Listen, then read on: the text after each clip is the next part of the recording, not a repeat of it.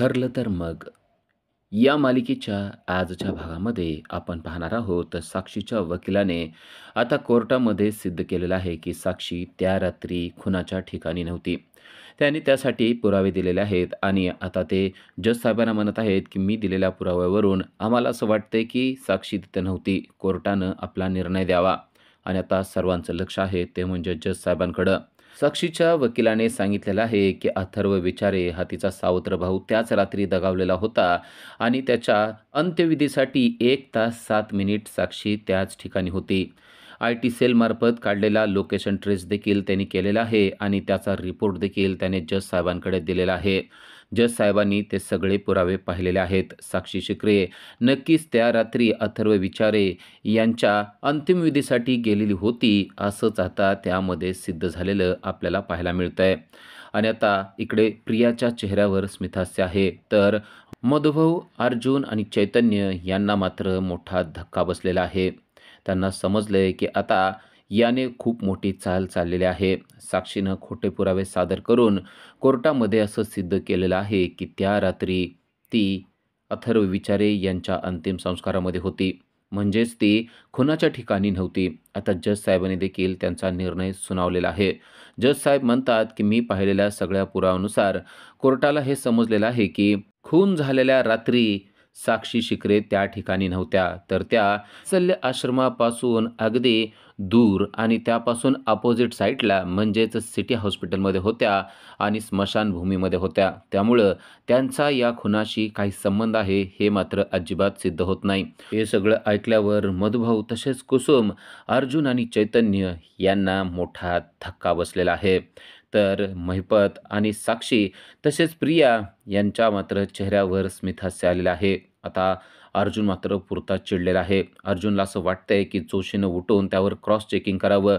त्याने साक्षीला क्रॉस प्रश्न करावेत, पण जोशी मात्र उठत नाहीये.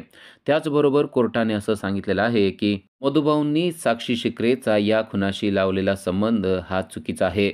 मधुभाऊ यांचं स्टेटमेंट चुकीचं आहे असं देखील कोर्टानं सांगितलेलं आहे. हे सगळं सांगून सुद्धा जोशी मात्र तसाच्या तसा खाली बसलेला आहे आणि या गोष्टीचा राग अर्जुनला भयानक आलेला आहे. अर्जुनला असं वाटतंय की जोशीनं उठावं आणि त्या साक्षीचं क्रॉस चेकिंग करावं. तिला क्रॉस प्रश्न विचारावे, तिला संभ्रमात पाडावं आणि तिच्याकडून खरी उत्तर काढून घ्यावी. पण जोशी मात्र हलायला देखील तयार नाहीये. जोशी हलणार नाही ही गोष्ट प्रिया, महिपत आणि साक्षी यांना मात्र चांगली माहिती आहे. तर चैतन्य अर्जुनला म्हणतोय, अर्जुन आता त्याला काहीच बोलू नको. अर्जुनला आता त्याच्या नरडीचा घोट घेईल असं झालेलं आहे.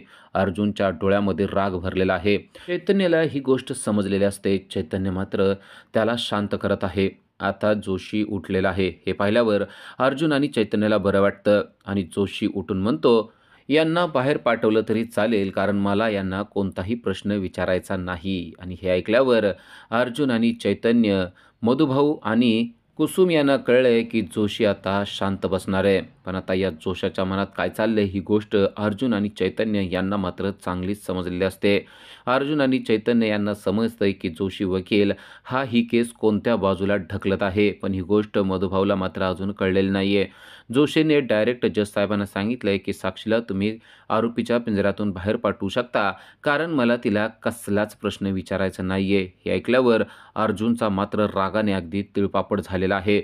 चैतन्य त्याला शांत करायचा प्रयत्न करतोय कारण त्याला माहिती आहे जर का अर्जुन चिडला तर तो जोशाला डायरेक्ट कोर्टामध्ये मारहाण करणार आणि या गोष्टीचा परिणाम या केसमध्ये उलटसुलट होऊ शकतो. म्हणून चैतन्य मात्र त्याला शांत बसण्याचा सल्ला देतोय. त्याच्या हाताला धरून त्याला खाली बसवतोय.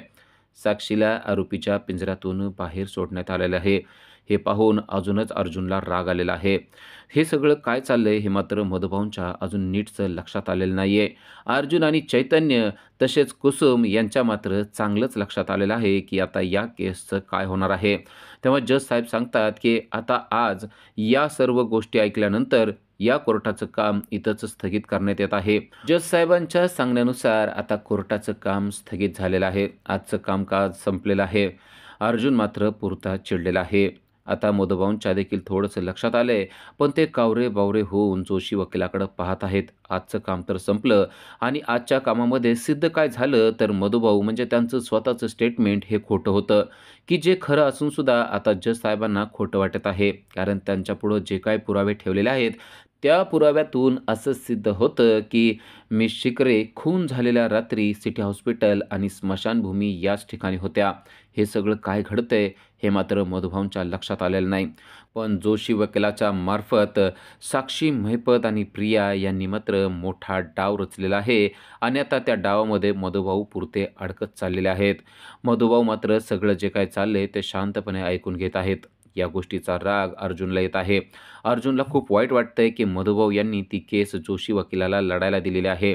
जोशी वकिलाच्या या वेडेपणामुळं आता कोर्टाने सांगितलंय, की मिस साक्षी शिकरे त्या रात्री त्या ठिकाणी नव्हत्याच. त्याचबरोबर मधुभाऊंनी दिलेलं स्टेटमेंट हे खोटं आहे. हे सगळं झाल्यानंतर मधुभाऊंना देखील खूप आश्चर्य वाटलेलं आहे. पण आता कोर्टाचं आजचं कामकाज समाप्त झालेलं असल्यामुळे पुढं आता काहीच बोलण्यात अर्थ उरलेला नाही. अर्जुन आणि चैतन्य यांना देखील आजचं कामकाज संपल्यानंतर खूप मोठा धक्का बसलाय. पण साक्षी, महिपत आणि प्रिया मात्र जाम खुश झालेल्या आहेत. कारण त्यांनी चाललेली चाल ही 100% सक्सेस झालेली आहे आणि त्या गोष्टीचा आनंद त्यांच्या चेहऱ्यावर अगदी स्पष्टपणे आपल्याला पाहायला मिळत आहे. महिपत तर अगदी खळखळून हसत आहे, तर जोशी वकील देखील त्यांच्याकडं तिरकस नजरेनं पाहून त्यांना बरं झालं असंच खुणवत आहे आणि या सगळ्यामुळे अर्जुन, चैतन्य मात्र पार पिसाळून गेलेले आहेत. प्रिया देखील या सर्वांमध्ये खुश झालेली आहे. अर्जुन, तुला आता कळेल की महिपत काय करू शकतो आणि साक्षीची पोहोच कुठपर्यंत आहे. आता तुला या केसमध्ये खूप काही काय बघायला मिळणार आहे, असं प्रिया स्वतःच्या मनात म्हणत आहे. तर आता कोर्टाचं कामकाज स्थगित करून जज साहेब उठलेले आहेत. जज साहेब उठून गेल्यानंतर आता बाकीचे देखील सर्व लोक उठलेले आहेत. जोशी आणि महिपत, प्रिया हे देखील उठलेले आहेत. अर्जुन, चैतन्य उठलेले आहेत आणि आता जज साहेब निघून गेल्यानंतर ते आपापसात बोलायला सुरुवात करतात. मधुभाऊ अजूनही आरोपीच्या पिंजऱ्यात तसेच उभे आहेत, कारण त्यांना आज झालेल्या कामकाजामुळं जबरदस्त धक्का बसलेला आहे. तेव्हा जोशी वकील देखील उभारला आहे आणि आता अर्जुनला त्याला बोलायचं आहे, त्याला चांगला धडा शिकवायचा आहे. तर इकडे घरी कल्पना हॉलमध्ये शांतपणे बसलेली असते आणि त्याच वेळेस सायलीने ज्या मुलाला चिठ्ठी घेऊन पाठवलेली आहे, तो चिठ्ठी घेऊन आलेला आहे आणि नशिबाने ती चिठ्ठी अगदी कल्पनाच्याच हातात पडलेली आहे. कल्पना त्याला विचारते, की हे कसलं पत्र आहे, काय आहे? तेव्हा तो सांगतो, की माझ्या ताईने हे पत्र तुम्हाला दिलेलं आहे आणि तिने सांगितलंय, की लगेच उत्तर देखील घेऊन ये. तेव्हा कल्पना म्हणते, कसलं पत्र? त्या पांढऱ्या लिफाफ्यावरील पत्ता वाचते तेव्हा तिच्या लक्षात येतं, की हा पत्ता तर याच घरचा आहे. नक्की काय आहे बरं यामध्ये, असं म्हणून तिने ते पत्र म्हणजेच तो लिफाफा उघडलेला आहे. तर त्यामध्ये तिला एक पत्र लिहिलेलं दिसतं आणि जेव्हा ते पत्र दिसतं तेव्हा तिच्या लक्षात येतं, की हे पत्र तर सायलीनं लिहिलेलं आहे. सायलीचं हस्ताक्षर आणि सायलीची भाषा त्यांच्या लक्षात आलेलं असते. त्या पत्रामधील मजकूर वाचायला तिने सुरुवात केलेली असते. त्यामध्ये लिहिलेलं असतं, की मला आई कसली असते ते माहीत नव्हतं, पण तुमच्यामुळे मला आई बघायला मिळाली. माझं चुकल्यावर तुम्ही माझा कान पिळला, पण त्यापेक्षाही जास्त तुम्ही माझ्यावर आतोनात प्रेम केलं. पण कल्पना मात्र रागानंच ते पत्र वाचत असते. कल्पना म्हणत असते, मी तुझ्यावर आतोनात प्रेम केलं, पण तू त्याचा मोबदला काय दिला ते मला माहीत आहे. त्याचबरोबर तिने लिहिलेलं असतं, की माझे ऋणानुबंध कधीच मिटणार नाहीयेत. पण कल्पना म्हणत असते, की माझ्याकडून मात्र ते सगळे ऋणानुबंध कायमचे मिटून गेलेले आहेत.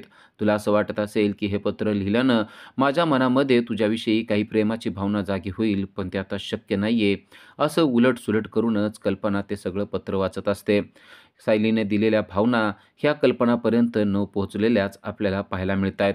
सायलीने अक्षरशः डोळ्यातून पाणी काढून आणि रडत-रडत ते पत्र लिहिलेलं असतं आणि तिची अपेक्षा असते, की कल्पनाच्या हातात जेव्हा हे पत्र पडेल, तेव्हा हे सगळं पत्र वाचल्यानंतर लक्षात येईल, की सायलीचं अजूनही सुभेदार कुटुंबियावर, विशेषतः कल्पनावर किती प्रेम आहे ते.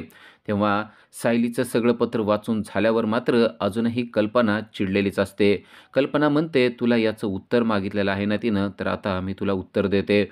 तो मुलगा कल्पनाच्या उत्तरासाठी थांबलेला असतो. कल्पना म्हणते, "उत्तर पाहिजेच ना, तर घेऊन जा," असं म्हणून कल्पनानं ते पत्र त्याच्यापुढं टाराटर फाडून टाकलेलं आहे. त्या पत्राचे छोटे-छोटे तुकडे करून टाकलेले आहेत. आलेल्या मुलाला कळत नसतं, की हे असं का करत आहेत ते. पण आता त्याचे छोटे-छोटे तुकडे करून त्या मुलाच्या हातात देतात आणि म्हणतात, "तुझ्या ताईला सांग, की याचं उत्तर अशा पद्धतीनं दिलेलं आहे आणि तिला सांग, की आम्हाला तिची आता काही गरज राहिलेली नाहीये. तिचं प्रेम कसलं होतं ते आम्हाला समजलेलं आहे. त्यामुळं पुन्हा पत्र लिहिण्याची आणि इकडे येण्याची गरज नाहीये." असं देखील तिनं यामध्ये सांगून टाकलेलं असतं. तो मुलगा ते सगळे तुकडे घेतो आणि आता तो धावत पळत सायलीकडे आलेला आहे. पुन्हा एकदा त्याने खिडकी वाजवलेली आहे आणि सायलीला तो बोलवतो. तो मुलगा आलेला पाहून तिला मात्र बरं वाटतं. "काय झालं रे? काय उत्तर दिलं त्यांनी?" असं जिज्ञासेने तिनं तो प्रश्न विचारलेला असतो. तेव्हा त्या बिचाऱ्या मुलाने आपल्या हातामध्ये हे तुकडे दिलेले आहेत असं दाखवतो. ते तुकडे पाहून सायलीला मात्र खूपच वाईट वाटतं. आपल्या भावनांचे, आपल्या पत्रांचे, आपल्या शब्दांचे तुकडे-तुकडे झालेले आहेत असंच तिला त्यामधून दिसतं. आपल्या भावना त्यांच्यापर्यंत पोहोचल्याच नाहीत या गोष्टीचं तिला वाईट वाटतं. ती म्हणते, "काय झालं? त्या काय म्हणल्या? ते सांगशील का?" तेव्हा तो मुलगा सांगतो, की त्या काय म्हणलेल्या आहेत. त्यांचा निरोप ऐकून तर सायलीच्या पायाखालची जमीनच हादरते. कारण तिला समजतं, की कल्पनाला आपण पत्र पाठवलं होतं. आपल्या भावना त्यांच्यापर्यंत पोहोचवलेल्या होत्या, पण त्यांच्या मनामध्ये मात्र आपल्याविषयी किंचितही प्रेम राहिलेलं नाहीये. आम्हाला तुझ्या भावनांची काही गरज नाहीये. तुझे आणि आमचे ऋणानुबंध काय आहे ते आम्हाला समजलेलं आहे आणि तू इथं नाही आलीस तरी चालेल. अशा भावना कल्पनाच्या आहेत आणि त्या भावना त्या मुलाने आता सायलीपर्यंत पोहोचवलेल्या असतात. मुलाचा तो निरोप ऐकून सायली मात्र अगदी अस्वस्थ झालेली आहे. कारण तिला वाटत असतं, कल्पनापर्यंत जर काही पत्र पोहोचलं तर कल्पनाला आपल्या मनातील भावना, विचार आणि आपण त्यांच्याविषयी व्यक्त केलेलं प्रेम समजेल, पण ते मात्र तिला समजलेलं नसतं. उलट त्या पत्राचं चुकीचं उत्तर कल्पनाने सायलीला दिलेलं असतं आणि त्या पत्रांचे तुकडे घेऊन सायली मात्र आता पुन्हा एकदा रडायला लागलेली असते. सायली बसलेली असते आणि त्या तुकड्यांकडे पाहत असते. आपल्याबरोबर असं का होतं? असा प्रश्न ती स्वतःच्या मनाला विचारत असते आणि तेवढ्यात कोणतरी येते हे तिच्या लक्षात येतं. ते तुकडे ती बाजूला लपवते. कुसुम आलेली असते. कुसुम आलेली पाहून सायली विचारते, "काय झालं? नक्की आज कोर्टामध्ये काय झालं ते मला सांग ना." तेव्हा कुसुम म्हणते, "आता खऱ्याची दुनिया राहिलेली नाहीये सायली." हे ऐकल्यावर सायलीला समजतं की कोर्टामध्ये नक्कीच काहीतरी उलट-सुलट म्हणजे विरुद्ध घडलेलं आहे. सायली विचारते, "नक्की काय झाले ते मला सांगशील का?" तेव्हा कुसुम सांगते, की आज साक्षीने भयानक डाव चाललेला आहे आणि त्यामुळं आपली केस अजूनच वीक झालेली आहे. हे ऐकल्यावर सायली म्हणते, "नक्की काय झालंय मला कळेल का?" तेव्हा कुसुमने सांगितलंय, की आज साक्षीनं असं सिद्ध केलं, की तिचा एक सावत्र भाऊ आहे आणि तिचा सावत्र भाऊ त्याच दिवशी एक्सपायर झालेला होता. त्याचा अपघात झालेला होता आणि त्या अपघातामध्ये तो दगावला देखील. तो दगावला आणि त्याची डेड बॉडी सिटी हॉस्पिटलला घेऊन आलेले होते. सिटी हॉस्पिटलमध्ये साक्षी त्या टायमाला गेलेली होती. त्या पोलिसांनी ती डेड बॉडी साक्षीच्या हातात दिली आणि तिला सांगितलं, की या बॉडीचं आता तुम्ही अंतिम संस्कार करायचे आहेत आणि तेव्हा तिने त्याचे अंतिम संस्कार देखील केले. म्हणजे त्या रात्री साक्षी वात्सल्य आश्रमात नव्हती असं तिनं सिद्ध केलेलं आहे. आणि एवढंच नव्हे तर तिचा सावत्र भाऊ अचानक कुठून आला त्याचे सगळे पुरावे देखील तिने कोर्टात दिलेले आहेत. त्याचबरोबर ती सिटी हॉस्पिटल आणि स्मशानभूमीत होती या सगळ्यांचे पुरावे देखील तिने कोर्टात सादर केलेले आहेत आणि आता या गोष्टीमुळे आपल्या मधुभाऊंचं स्टेटमेंट कोर्टाने खोटं ठरवलं आहे. मधुभाऊ खोटं बोलत आहेत असं आज कोर्टाने सांगितलंय. म्हणजे यामध्ये मधुभाऊ पुरते अडकू शकतात हे आता सिद्ध झालेलं आहे आणि ऐकल्यावर सायलीच्या पायाखालची जमीन सरकली आहे. सायलीने डायरेक्ट देवयाईचा धावा केलेला आहे. देवयाई, असं होऊ देऊ नको. तुला तर माहिती आहे ना सत्य काय आहे ते. आमच्या पाठीशी खंबीरपणे राहा. अन्यथा आम्ही कोलमडून जाऊ असं ती देवयाईला म्हणत आहे. कारण सायलीला माहिती आहे की सत्य काय आहे ते. पण आता सगळं जे काही घडतंय ते उलट-सुलट घडतंय आणि असं जर का झालं तर मधुभाऊंना शिक्षा होऊ शकते हे तिला माहिती आहे. इकडे अर्जुन मात्र पुरताच चिडलेला आहे. या जोशाला आता चांगला धडा शिकवायचा असा विचार करून तो कोर्टाच्या बाहेर पडत असतो आणि नेमका जोशा त्याच्या समोर येतो आणि त्याच्याबरोबर मधुभाऊ पण असतात. अर्जुन चिडूनच त्याच्या अंगावर जातो आणि त्याला म्हणतो, "कशी केस लढतात ते तुला माहीत नाही वाटतं." हे सगळं चाललेलं प्रिया पाहत असते आणि म्हणते, "अरे वाह! कोर्टात ड्रामा बघायला मिळाला आहे, पण अजून ड्रामा शिल्लक आहे वाटतं," असं म्हणून ती बघायला लागते. इकडे अर्जुन आता त्याची कॉलर धरायसाठी पुढे धावत असतो आणि तेव्हा चैतन्य त्याला थांबवतो. तर मधुभाऊ देखील म्हणतात, "अर्जुन, याला तू काही सुद्धा बोलायचं नाहीये." अर्जुन मात्र चिडलेला असतो आणि तो जोशाला म्हणतो, की "तुला कळतं का केस कशी लढायची असते ते?" तेव्हा जोशी म्हणतो, "तू मला शिकवायची गरज नाहीये. तुझ्या हातातून ही केस का निघून गेली तुला कळतं ना?" तेव्हा अर्जुन म्हणतो, "तुझ्या प्रामाणिकपणावर मला शंका येते. आता तुम्ही मला प्रामाणिकपणा शिकवणार का?" असं जोशी अर्जुनला म्हणतो. "तुमच्या हातून केस का निघून गेली आहे तुम्हाला माहिती आहे ना? आणि ही केस कशी लढायची ना ते मला तुम्ही शिकवण्याची गरज नाही." अर्जुन म्हणतो, "तुला सगळं शिकवण्याची गरज आहे. तू क्रॉस क्वेश्चनिंग का केलं नाहीस ते सांग." त्या अथर्व विचारेला ओळखणारे 4 लोकं हजर करा असं का म्हणला नाही सांग. त्याचबरोबर साक्षी शिकरेसाठी सीसीटीव्ही फुटेज असणं गरजेचं आहे ते का विचारलं नाहीस ते सांग असं म्हणून तो अक्षरशः जोशाच्या अंगावर जाऊन त्याची कॉलर धरायला लागतो. तेव्हा मधुभाऊ अर्जुनला म्हणतात, की "अर्जुन त्यांची कॉलर सोड." तेव्हा मधुभाऊला अर्जुन म्हणतो, की "तुम्हाला माहिती नाहीये हा तुमच्या विरोधात केस लढतोय. हा तुमच्या बाजूनं नाहीये." तेव्हा मधुभाऊ मात्र अर्जुनला शांत करतात आणि म्हणतात, "मला तू सांगायची गरज नाहीये. तू आता माझ्या मुलीचा आणि माझ्या केसचा पिछा सोड. मला तुझी कसलीच गरज नाहीये." असं आता मधुभाऊने सांगून दिलेलं असतं. तेव्हा अर्जुन म्हणतो, की "तुम्ही याच्या बाजूने आहात. आज तुम्ही बघितलं ना याने कोर्टात काय केलं ते. याने जरासुद्धा क्रॉस क्वेश्चनिंग केलेलं नाहीये. वास्तविक त्याने ते करणं गरजेचं होतं. असं जर का झालं असतं तर साक्षी खोटं बोलते हे सगळ्या जगाला समजलं असतं. भाऊ मी तुमच्या पाया पडतो पण या माणसाकडे केस देऊ नका." असं अर्जुन मधुभाऊंना म्हणतो. पण मधू मात्र ऐकत नाहीत. मधुभाऊ म्हणतात, "हे सगळं तू का बोलतोयस ते मला कळतंय. तुला अजून माझ्या मुलीच्या मागं फिरायचंय ना, पण मी तुला माझ्या मुलीच्या मागं फिरू नको म्हणून सांगितलंय आणि आता आमच्या केसच्या मागं सुद्धा फिरू नको म्हणून मी सांगितलंय. माझं जे काय व्हायचं असेल ते होऊ दे. मी काही विचार करत नाहीये." असं म्हणून अर्जुनचंच तोंड त्यांनी बंद केलेलं असतं. मधुभाऊंचं हे वाक्य ऐकून जोशी वकिलाला तर अजूनच ताकद आलेली आहे. "आमची केस कशी लढायची ना ते आम्हाला तू शिकू नको अर्जुन. तू जरा शांत राहा." असं म्हणून त्याने देखील अर्जुनचं तोंड बंद करायचा प्रयत्न केलेला आहे. चैतन्य मात्र अर्जुनला म्हणतोय, "अर्जुन चल, तू आता काहीच बोलू नको. आता आपण काही बोलण्याचा उपयोग नाहीये." असं म्हणून चैतन्यने त्याला बाजूला घेऊन गेलेलं आहे. तर मधुभाऊ आणि जोशी हे मात्र पुढे निघून जातात. पण अर्जुन जे बोलतोय ते मधुभाऊंना पटलेलं असतं. मधुभाऊ आता जोशीला म्हणतात, की "अर्जुन म्हणतोय ते मात्र खरं आहे. अहो तुम्ही क्रॉस क्वेश्चनिंग करायला पाहिजे होतं. कारण ती खोटं बोलते हे तर सत्यच आहे. कारण मला माहिती आहे ती खोटं बोलते." तेव्हा जोशी वकील म्हणतात, "अहो त्या अर्जुनचं काय ऐकता? त्याच्या डोक्यात नुसता राग भरलेला असतो. अहो मी ही सगळी केस कशी हँडल करतो तुम्ही बघा. मला ना कसं आहे शांत डोक्याने केस लढायची सवय आहे. पुढच्या तारखेला बघा मी काय करतोय ते. असे-असे प्रश्न विचारतो ना, त्या साक्षीला नुसतं सळो की पळो करून टाकतो. आजचा दिवस त्यांचा होता असं गृहीत धरूया, पण परतचा दिवस आपलाच असणार आहे." अशी खोटं उत्तरं देऊन त्याने मधुभाऊंचं तोंड बंद केलेलं आहे. मधुभाऊंना मात्र त्याचंच खरं वाटत आहे. तो मधुभाऊंना पटवून देतोय, की अर्जुन गरम डोक्याचा आहे ना, त्यामुळे ही केस आत्तापर्यंत तुम्ही जिंकू शकलेला नाहीयेत. मी कसा थंड डोक्याचा आहे. थंड डोक्याने मी त्यांच्याकडून कसे-कसे पुरावे काढून घेतो ते बघा असं म्हणून मधुभाऊचं तोंड त्याने बंद केलेलं आहे. तर अजून अर्जुन चिडलेलाच आहे. अर्जुन आणि चैतन्य पुढे जात असतात, तेव्हा त्यांच्या पाठीमागे प्रिया येते आणि प्रिया अर्जुनला म्हणते, "अर्जुन, अरे ते मधुभाऊ तसेच आहेत.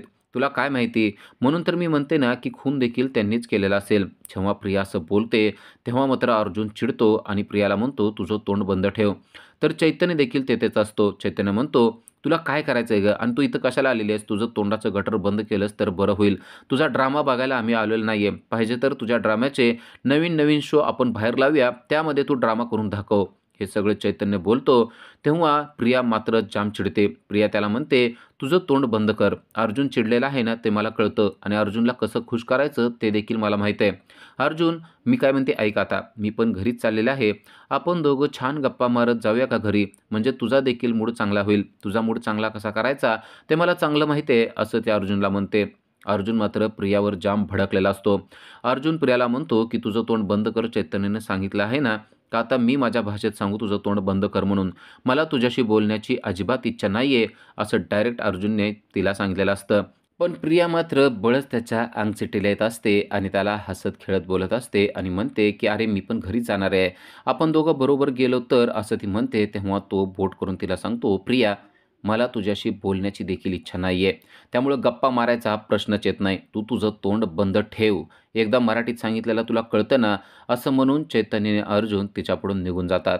तरी देखील प्रिया त्याच्या पाठमोऱ्या आकृतीकडं हसत-हसत बघत राहते आणि म्हणते, "जेव्हा तू चिडतो ना, तेव्हा तर तू अजूनच हँडसम दिसायला लागतो." तर आता अर्जुन आणि चैतन्य चाललेले असतात. तेव्हा त्यांची वाट अडवली आहे ती म्हणजे महिपत, साक्षी आणि त्यांच्या वकिलाने. महिपत अर्जुनकडं पाहतोय आणि म्हणतोय, की "मला तुमच्याविषयी खरंच हमदर्दी वाटते. कसं आहे, तुमची केस निघून गेली ना, माझी आई म्हणायची, की दुश्मन जरी असला तरी त्याच्यावर प्रेम करत राहिलं पाहिजे. त्यामुळं आम्ही खूप मोठ्या मानाची माणसं आहोत, पण तुम्ही मात्र आमची साथ सोडून दिली. आम्ही तुमची साथ कधीसुद्धा सोडून देणार नाही, असं महिपत मुद्दाम अर्जुनला सांगत असतो. अर्जुनला मात्र भयानक राग आलेला आहे. त्याला कळलंय की महिपत त्याच्या जखमेवर मीठ चोळत आहे. महिपत त्याच्याजवळ आलेला आहे आणि त्याला सांगतोय की आज झालेल्या सर्व गोष्टीमुळं तुम्हाला काय वाटतं? साक्षी कुठं होती असं तुम्हाला वाटतं? अहो, तुम्हाला कळलंय ना आता की साक्षी या सगळ्यामध्ये निर्दोष आहे ते. तर साक्षी महिपतला म्हणते की यांना सांगण्यात काय उपयोग आहे आणि यांना हमदर्दी दाखवण्यात काहीसुद्धा उपयोग नाहीये. या अर्जुनसाठी तर त्याचा मित्र आहे ना, ती मुद्दाम चैतन्याला टोचून बोलत असते. तो त्याला हमदर्दी दाखवू शकतो. त्याला बाकी जगाविषयी नाही, पण अर्जुनविषयी मात्र खूप प्रेम आहे, असा टोला देखील तिने मारलेला असतो. महिपत मुद्दाम अर्जुनची वाट अडवून त्याला सगळं काही बोलत असतो. चैतन्याला समजलंय की हे मुद्दाम आपल्याला रागाला घालवत आहेत. तेव्हा चैतन्य अर्जुनला म्हणतो, "अर्जुन, चल इथून आपल्याला जायचं आहे." अर्जुन मात्र पुरता चिडलेला आहे. अर्जुन आता महिपतच्या समोर उभा राहतो आणि महिपतला आता त्याने चॅलेंजच केलेलं आहे. इतका वेळ शांत असणारा अर्जुन आणि इतका वेळ रागाने बोलणारा अर्जुन मात्र आता एकदम बदललेला आपल्याला पाहायला मिळतो. महिपतच्या तोंडावर चुटकी वाजवून अर्जुनने त्याला समजावून सांगितले की तुम्हाला असं वाटत असेल की मी शांत बसणार आहे. मी शांत बसणार नाहीये. त्याचबरोबर ही केस माझ्या हातातून गेली आहे असा जर का तुमचा गैरसमज असेल तर तो मनातून कायमचा काढून टाका. जोपर्यंत मी तुझ्या मुलीला फासावर पोचवत नाही तोपर्यंत ही केस मी सोडून देणार नाही महिपत, असं शांत डोक्याने अर्जुनने महिपतला समजावून सांगितलेलं असतंय. अचानक शांत झालेला अर्जुन आणि ही केस आपल्या हातून जाऊ देणार नाही असा कॉन्फिडंटली बोलणारा अर्जुन पाहून महिपत शिकरे आणि साक्षी शिकरे यांची पुरती वाट लागलेली आहे. कारण ते घाबरून गेलेले आहेत. त्यांना समजलंय की नक्कीच अर्जुन काहीतरी करणार आहे. अर्जुनने अगदी दमच दिलेला आहे. अर्जुन शांत बसणार नाही हे त्यांना माहीत होतं. पण अर्जुन पुन्हा एकदा ही केस लढू शकतो हे ऐकल्यावर त्यांचा मात्र चांगला दम लागलेला आहे. अर्जुन जाताना देखील त्यांच्याकडं खुन्नसने पाहत आहे. गाडीत बसत असताना देखील ते दोघं एकमेकाकडं रागानं पाहत आहेत. महिपत देखील त्याच्याकडे पाहत असतो.